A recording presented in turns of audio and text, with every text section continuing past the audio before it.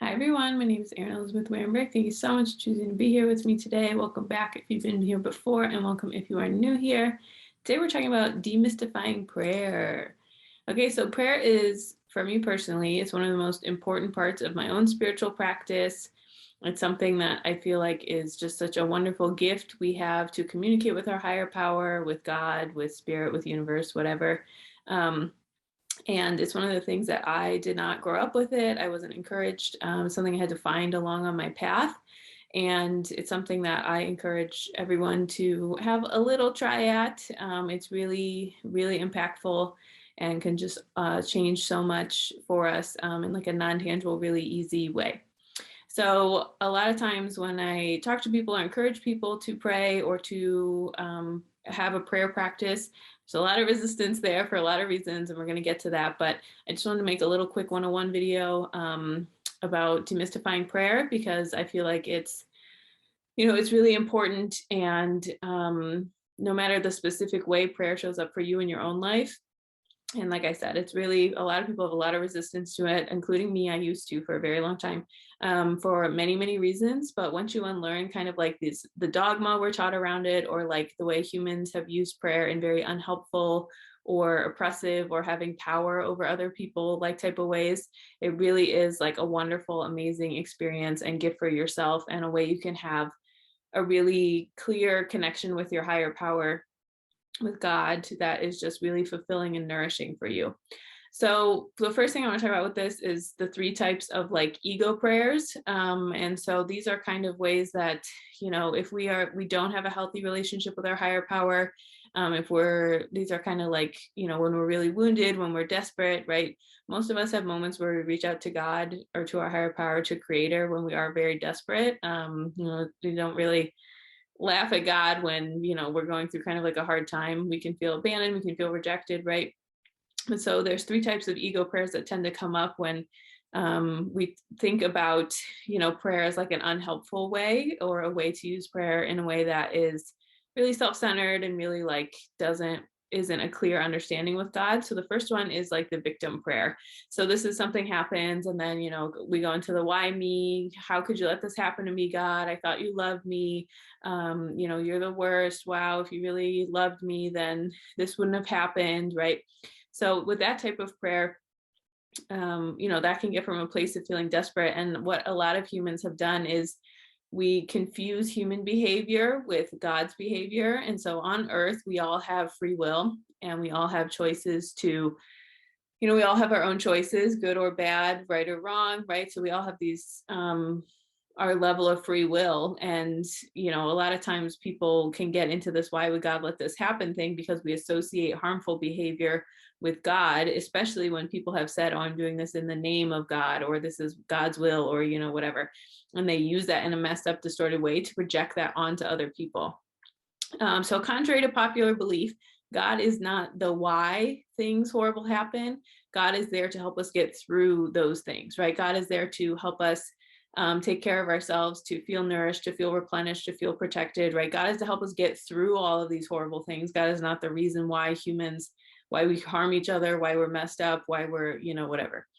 And so the second type of ego prayer is bargaining. So this is, okay, God, if you let this particular thing happen, then, I'll do this, right? If you let this happen, then I'll be on my best behavior and do this. If you make this other thing happen, I'll never do X again. If you get me through this one, then, I'll be good for this amount of time, right? So it's kind of like we are very desperate, and we get in this place of like, the only way I can make this happen is if I, cut a deal, or like kind of cheat the system, or make something happen right. So that's another type of ego prayer. And then the third one is like imagining God as a genie or Santa Claus. So it's kind of like, well, God, give me this. God, I want this. Here's my list. Make this happen. Please give me this. Please give me that. Right. This one I'm going to get into a little more depth, because we are encouraged to ask what we want from God. But this one is a little bit about like, we only are praying when it's like, I want this thing, make it happen. Or, this person needs to text me at this exact time in this way. I want this exact job at this exact firm doing this exact thing. Right. It's like a checklist with this. Okay, so a lot of those things are very common ways that most of us, because of human ego distortions, attempt to connect to God that aren't actually helpful or actually true.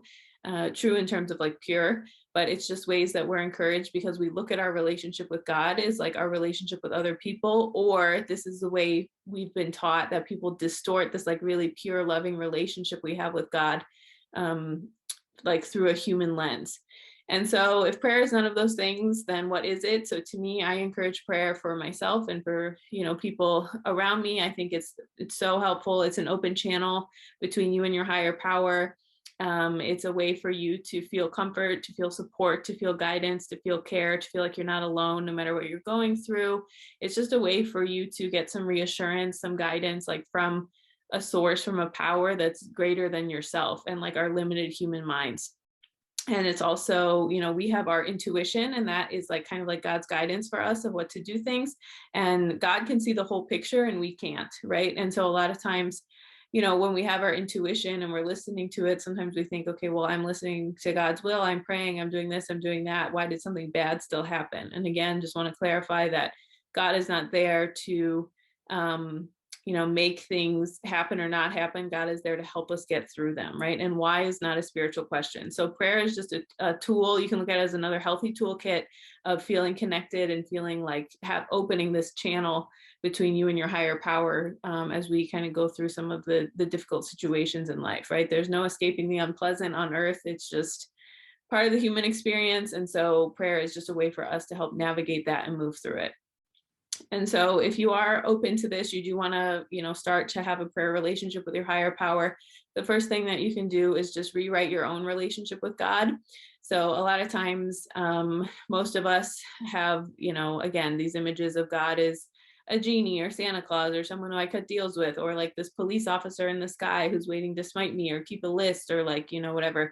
If none of those things feel good to you, like just remember, and a lot of times, again, fortunately, humans use fear as a motivator for a lot of things, and that is not helpful for many, many reasons. Even if it does get the results we want, it's people end up, the emotional cost is not worth it.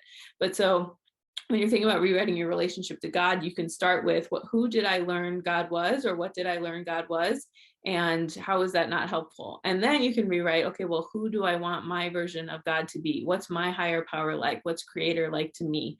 What qualities would I assign to my higher power, right? So is it like a being, an energy that's like forgiving, that's comforting, that's soothing, that's protective, that's helpful, that's guiding, that's easy, that's kind, that's just, that's anything that you feel like it gives you like peaceful, soothing energy. You want to remind yourself that your higher power is that. And so once you do that, then I feel like that encourages us to feel more comfortable opening that channel with, if obviously we don't want to open a channel with like a being that we believe is just there to harm us, to hurt us, all of that, right? But if we're like, oh, this is my like supportive friend, this is my comforting friend, this is, a being that wants the best for me, this is someone that's looking out for me, hopefully that can soften some of the resistance to want to open that, right? And so the point of prayer, once you do that, is not to like get something or, make something happen, or, I want this exact thing. And it's also not just like a checklist thing of like, okay, I prayed, so all my wishes will come true because I was like a good person. I did everything I wanted, right? The point is to feel that connection. It's to feel that loving guidance, that support, to not feel alone, to feel like we have a connection to all that is, all of this energy, the almighty, just something that is beyond us. It's supposed to be comforting. And so when you are praying, you can ask for something specific. So this is what I talked about when I said God is not genie or Santa Claus. So you can ask for what you want, of course, 100%, but it's about not being attached to it, or it's about not, saying, okay, well, God doesn't love me if I don't get this exact thing that I want, right? So praying is like, you can ask for what you want, but not be attached to it. And then you can end your prayer with like, please bring me this or something that's better for the highest good of everyone, right? And I'm sure no matter how much you have your channel open right now, there's many times in our life we can look back and be like, wow, thank God I did not get the exact thing, situation, timing, person, whatever that I thought I wanted, right? There's so many times where, again, we don't see the big picture, but we're so lucky that God was in control and we weren't, because we again, we a lot of times, even if it's subconsciously, we're acting from our ego, from our wounds, from our inner child, right? We can do this, and it doesn't mean we're bad or stupid. It's just, again, part of the human experience. So it is, praying. You can ask for what you want for sure. I'm not saying that, but you can have preference. You can have this, but it is also about, knowing you're doing your part and you're in control of these things, but we're not in control of everything. And so calling in that higher power to help connect the dots for us, make something magical happen, just God doing something for us that we can't do for ourselves. And so how do I pray, right? So this is totally personal. You can do it however you want. There's no right or wrong. If you follow a specific religion or spiritual path, then maybe you will respond better to that type of specific structure. If there's written prayers in a certain religion or spiritual sect that you follow that feels good to you, you can pray those. You can say your own prayers, of course. You can do a mix. Right? It's about cultivating your relationship with your higher power and using language that comes from a place that it feels good for you emotionally. It touches your heart emotionally, right? So prayer isn't just about, like I said, being good and being on a checklist and all this. It's about, being moved emotionally. It's making sure that you feel connected to what you're saying, and that it comes from wanting to connect with your higher power. So you can do these structured prayers, right? You can get on your knees and pray. You can, sit cross-legged and pray. You can bow and pray. I mean, whatever physical thing you want. You can also just sit there and talk to God. You can just talk out loud. I've done that before. You can journal letters to God. I know someone who they just text their own phone number, like a prayer to God. With that, you can, like I said, you can get on your hands and knees, you can sit, you can bow, you can, whatever works for you.